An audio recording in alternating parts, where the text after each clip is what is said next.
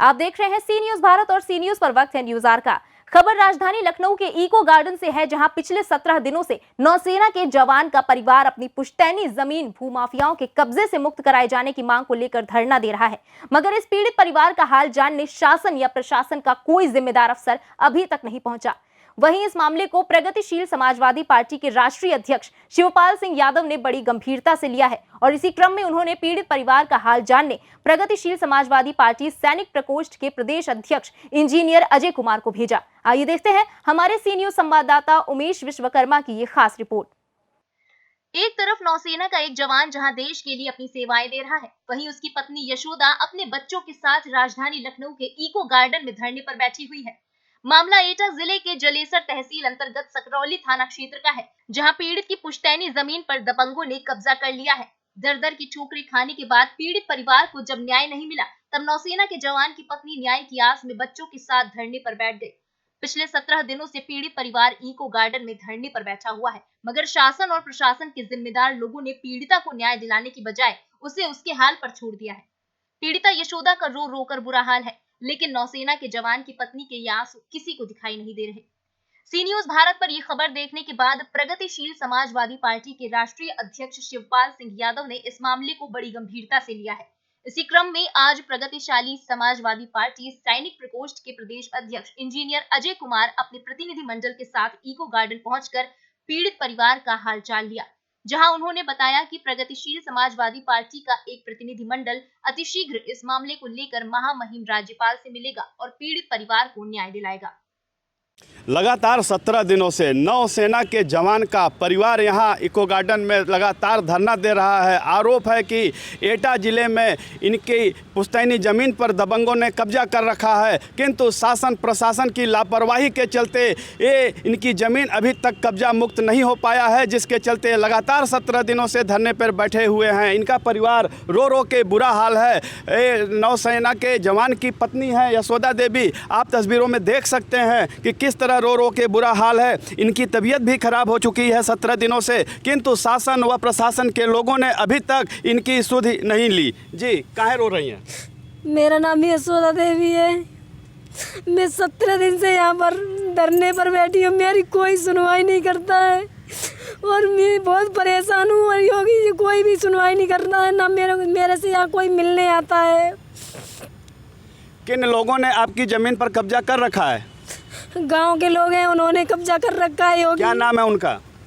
सुल्तान सिंह पुत्र विजयपाल सिंह और तुष्यंतपाल फतेह सिंह। आप लोगों ने इसकी शिकायत थाने से लेकर तहसील स्तर पर की थी?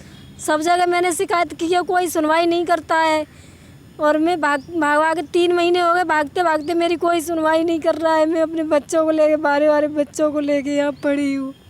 योगी जी भी नहीं मेरी सुनाई कर रहे हैं। कब सुनाई करेंगे योगी जी? जब मेरे प्राण निकल जाएंगे तभी सुनाई करेंगे। क्या मांग है आपकी, क्या चाहती हैं? मैं यही चाहती हूँ कि मेरी ज़मीन खाली कराई जाए और गुंडों के खिलाफ सख्त कार्रवाई की जाए, ताकि मेरी आत्मा को शांति मिले और मैं अपने घर जा सकूँ, अपने बच्चों का भविष्य बना सकूँ। योगी जी सुनाई नहीं करते हैं। मैं कब से दबंगों द्वारा क्या आप लोगों को धमकियाँ भी मिल रही हैं?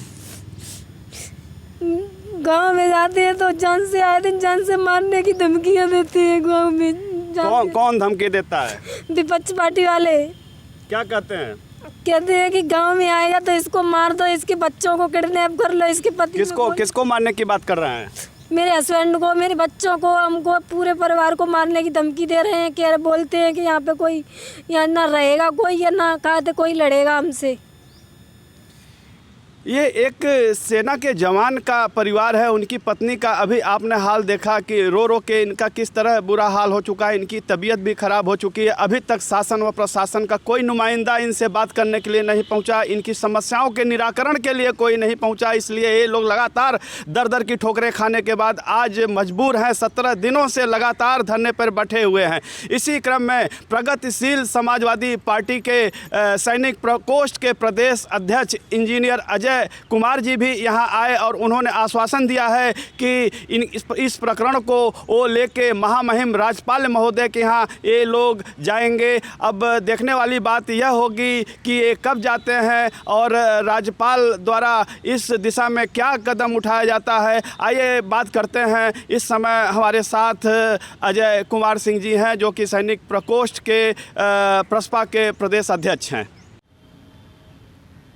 लगातार 17 दिनों से भूमाफियाओं से अपनी ज़मीन मुक्त कराने के लिए नौसेना के जवान का परिवार यहाँ धरना दे रहा है। अभी तक कोई कार्रवाई नहीं हो रही है। इस दिशा में किस तरह से आप लोग मदद करेंगे इनकी? जो ये पीड़ित परिवार है, पुरुषोत्तम गांधी जी नेवल डॉकयार्ड मुंबई में काम करते हैं और मैं भी नौसेना से रहा हूँ और हम लोग जानते हैं कि एक फ़ौजी किस तरह से कार्य करता है और वो किस तरह से देश के लिए कार्य करता है।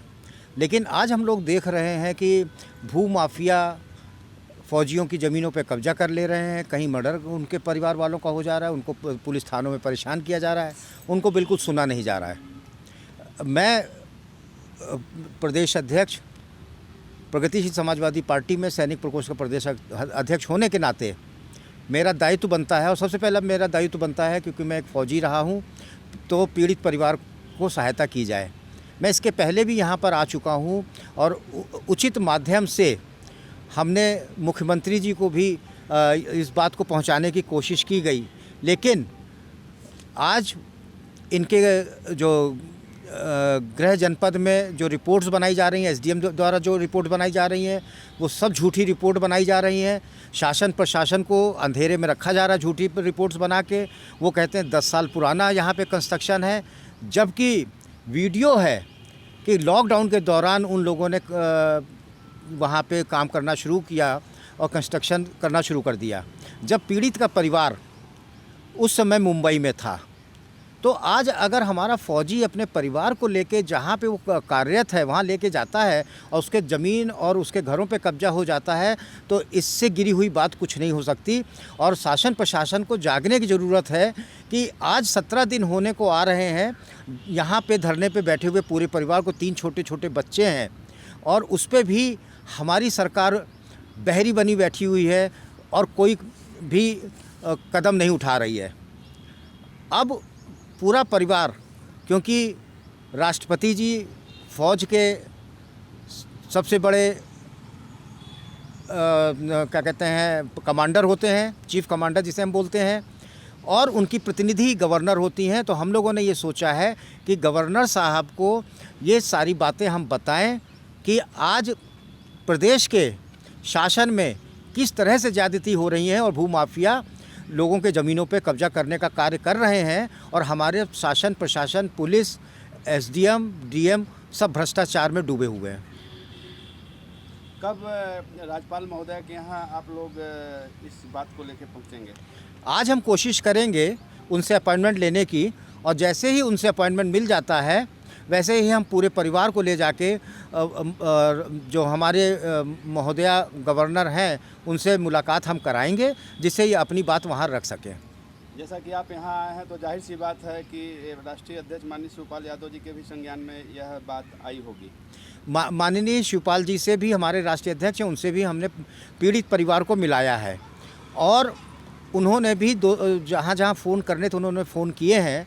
और अभी उन्होंने यही कहा है कि क्योंकि जो हमारा डिफेंस मिनिस्ट्री के अंडर में आता है नेवल डॉकयार्ड, तो एक बार आप अपने सुप्रीम कमांडर राष्ट्रपति जी तक बात पहुंचाइए, जो कि गवर्नर के द्वारा ही जा सकती है। तो हम लोग गवर्नर से मिलने का समय मांग के गवर्नर से मिलेंगे, पीड़ित परिवार को वहां पे पेश करेंगे और वो अपनी परेशानियां उनको बताएंगे, किस तरह से उनको परेशान किया जा रहा है।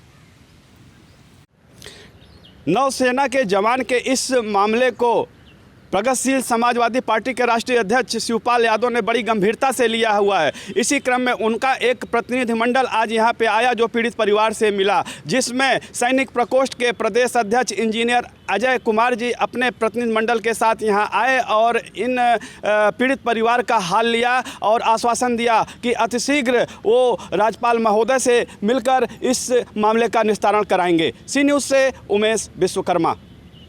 इस वक्त के न्यूज़ आवर में बस इतना ही। देश दुनिया की बाकी खबरों के लिए आप देखते रहिए सी न्यूज़ भारत।